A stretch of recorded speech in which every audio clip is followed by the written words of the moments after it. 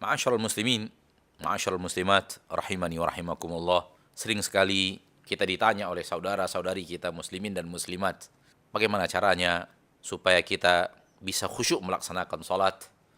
Bagaimana caranya? Apa tips untuk meraih kekhusyukan di dalam salat? Para ahli ilmu, para ulama menasihati kita dalam cara meraih kekhusyukan. Yang pertama, berusahalah untuk mengetahui arti daripada bacaan yang kita baca di dalam salat.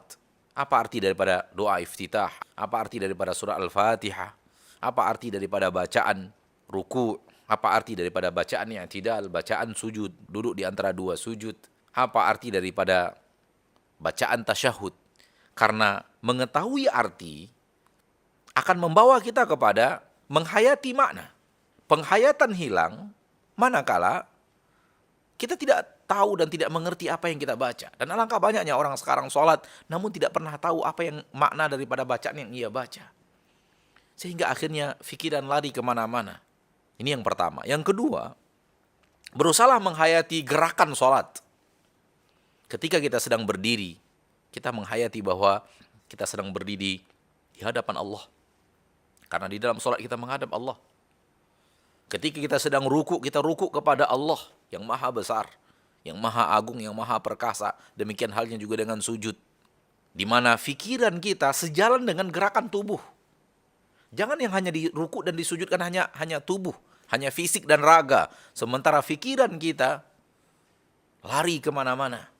Berusahalah juga untuk rukukan jiwa berserta raga. Ketika raga kita ruku, jiwa kita untuk ikut ruku kepada Allah Tabaraka wa Ta'ala Rabbul Izzati wal Jalal. Ketika raga kita sujud kepada Allah Tabaraka wa Ta'ala, kita juga sujudkan jiwa kita. Kita bersama jiwa kita, bersama raga kita. Sama-sama menghadap kepada Allah Rabbul Izzati wal Jalal. Dan yang ketiga, berusahalah untuk memutuskan hubungan dengan dunia beberapa saat sebelum kita akan sholat. Oleh karena itu dianjurkan kita untuk datang ke masjid sebelum waktu sholat fardu dimulai. Mungkin ketika azan kita sudah berada di masjid atau sebelumnya, sehingga ada rentang waktu antara takbiratul ihram sholat fardu, ada pemutus antara sholat fardu dengan dunia. Akan sangat berbeda di mana seseorang datang ke masjid langsung takbiratul ihram mengikuti imam, padahal dia baru saja selesai dari kantornya, baru saja selesai dari tokonya, baru saja selesai dalam perkara-perkara dunianya, sehingga kondisi yang sangat dekat antara dunia, pekerjaan dunia dengan sholat akan sering membuat manusia fikirannya lari daripada sholat kepada perkara-perkara dunia. Putuskan hubungan dengan dunia sesaat.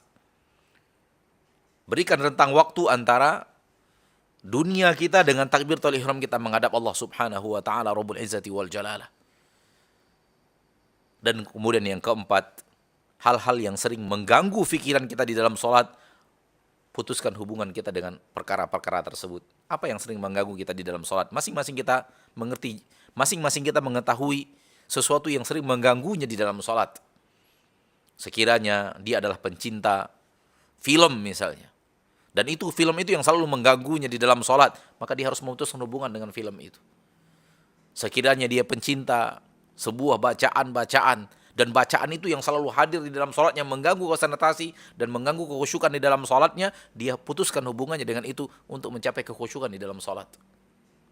Sehingga sholat bisa kita lakukan dengan penuh penghayatan. Jiwa kita hadir di dalam sholat, itulah dia kekhusyukan. Ketika raga kita sholat, jiwa kita ikut menghadap Allah Tabaraka wa Ta'ala di dalam sholat dan tidak lari ke sana dan ke sini. Semoga bermanfaat dan 4 tips ini bisa kita amalkan dan bisa kita raih kekhusyukan di dalam sholat.